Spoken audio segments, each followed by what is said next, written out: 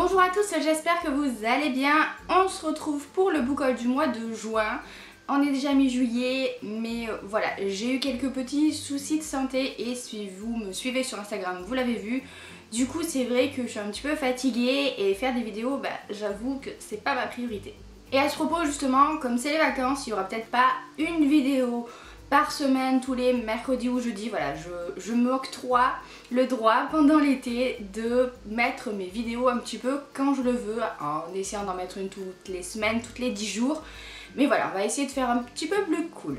On commence avec mes nouvelles acquisitions en romance et il y en a 3. Le premier, c'est une romance historique que je ne pensais pas acheter à la base, c'était pas prévu. Et puis en regardant un petit peu comme ça sur le forum, j'ai vu passer des avis juste... voilà, très tentataire. Et du coup, je n'ai pas résisté quand je l'ai vu en magasin. Il s'agit de Des fleurs dans la tourmente de Laura Kinsale.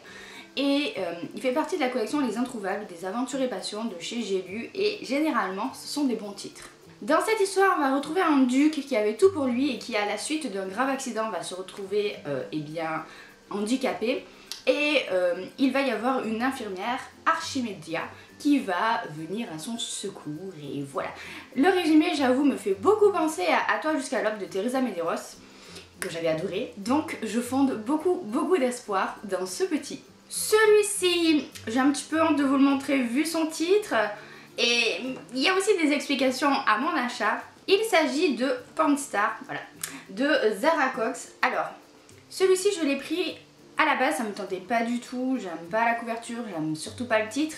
Mais les avis aussi sur le forum sont très bons et apparemment ce n'est pas seulement une histoire de fesses. Puisqu'on va parler de films porno, apparemment il y a un mec queen qui est très riche et qui est producteur de films porno. Il va demander à une jeune femme de participer. Je sais pas pourquoi vraiment elle le fait, mais voilà. Mais apparemment c'est pas du tout exhibitionniste et il y a... d'après ce que j'ai compris, un côté très psychologique à la chose. Et ça m'intriguait, puisque j'ai vu énormément de personnes le lire alors qu'elles en avaient un petit peu peur et qu'elles en sont ressorties très contentes. Donc du coup, comme c'est mon cas, je me dis que voilà, il faut tenter, il faut expérimenter. Et enfin, la dernière romance, c'est aussi une romance historique que j'ai reçue cette fois-ci en service presse. Il s'agit de Pour l'amour d'une Sasunak. Je sais pas comment on prononce, désolée, d'Aurélie Desprats. J'ai été contactée en fait par l'auteur pour le lire. C'est une romance historique sur l'Écosse avec évidemment des Highlanders. C'est pas mon genre préféré, vous le savez, mais il est quand même très court et je me dis que voilà, c'est l'occasion de tester de nouvelles choses là encore. On continue avec le Young Adult et là aussi il y en a 3 et tout pareil, 2 achats, une réception service presse. Le premier achat que j'ai fait c'est le tome 3 des Sœurs Carmine, donc Dolorine à l'école.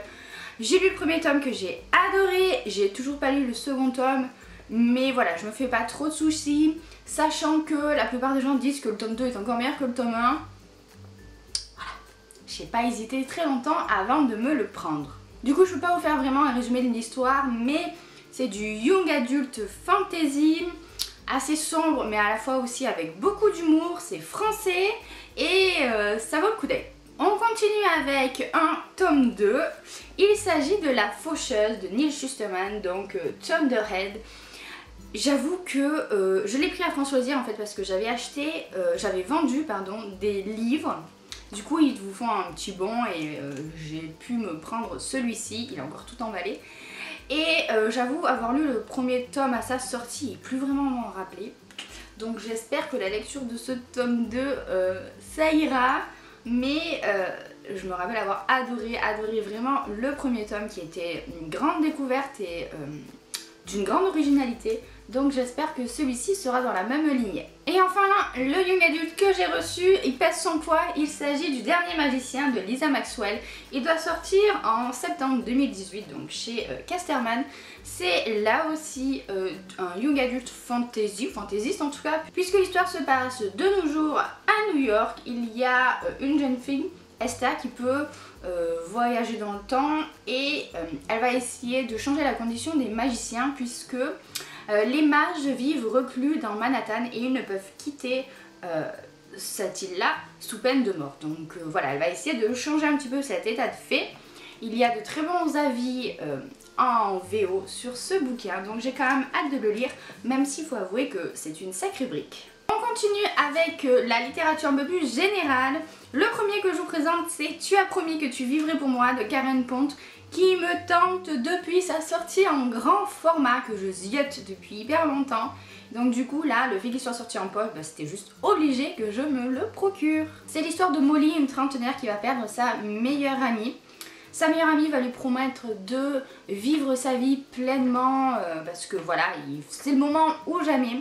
Et Molly va recevoir un paquet contenant 12 lettres de la part de son amie qui vont alors l'inciter à changer de vie. Ça a l'air très touchant et vraiment j'ai très hâte de le lire.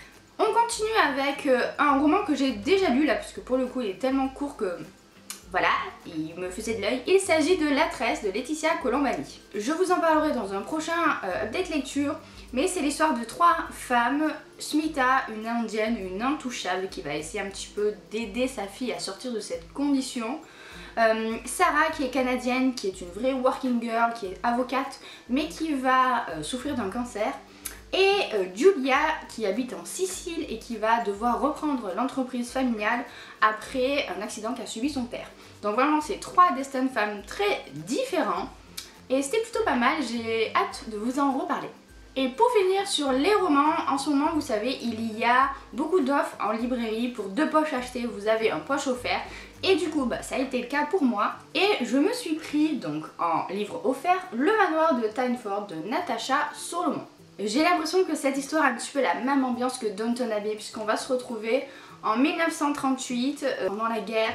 Il y a une jeune fille, Élise, qui va devoir partir et elle va se retrouver domestique dans un vieux manoir.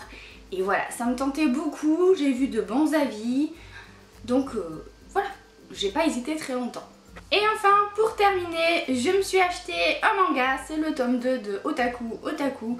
J'avais bien aimé le premier tome et ce que je trouve quand même pas mal, c'est que ce n'est pas un shoujo, c'est un josei, c'est ça. C'est-à-dire que les personnages sont adultes, là ils ont la fin de la vingtaine. Et voilà, c'est quand même tout mignon, c'est déjà lu là aussi. Et j'aime bien ce manga. Voilà, c'est tout pour ce book haul. J'espère qu'il vous a plu. J'espère que vous passez un bon été, que vous passez de bonnes vacances. Si vous êtes déjà en vacances, vous en passerez quand vous le saurez. Moi pour ma part, je suis en vacances, ça y est, je compte bien en profiter. Mais promis, je vous retrouve bientôt pour un update lecture, il me semble. Sur ce, je vous laisse, je vous fais plein de bisous, je vous souhaite de très bonnes lectures à venir et à bientôt dans une prochaine vidéo.